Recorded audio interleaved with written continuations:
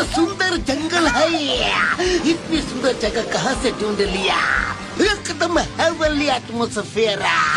नमस्कार मित्रांनो, स्वागत आहे तुमचं माझ्या एका छोट्याशा मिनी ब्लॉग मध्ये। आज संडे असल्यामुळे आहे ना, मी सकाळी सकाळीच घराच्या बाहेर पडलो होतो। घराच्या बाहेर जसं पडलो की बाबा मला रस्त्यानं बाबा काय सांगू तुम्हाला, ऍक्सिडेंट होता वाजला। एक माणूस आहे ना लगेच आहे ना माझ्या गाडी समोरच आला आणि पडलो।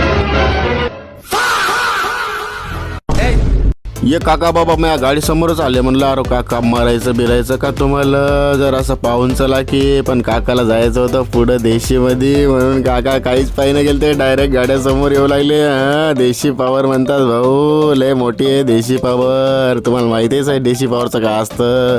मग सर आलो बाबा, मग नंतर पेट्रोल पंपापाशी म्हणलं आपल्या धन्नो मध्ये पेट्रोल टाकायचं होतं ना आपल्याला। मग त्याला म्हणलं भैयाला म्हणलं भैया फुल कर रे बाबा आपली सगळी धन्नो।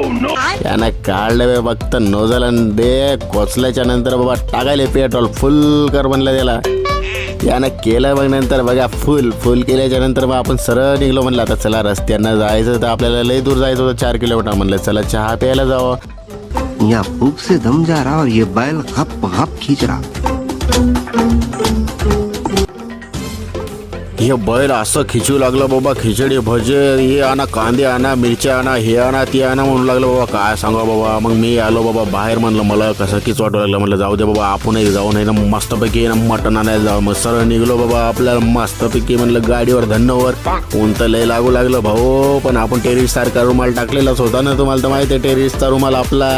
आलो नंतर मग आपल्या रेल्वेच्या पुलावरून म्हणलं खालून गेलं की नंतर लय दणके पसायले, त्याच्यासाठी आपण आलो वरतून म्हणलं जरा चांगलं लागते।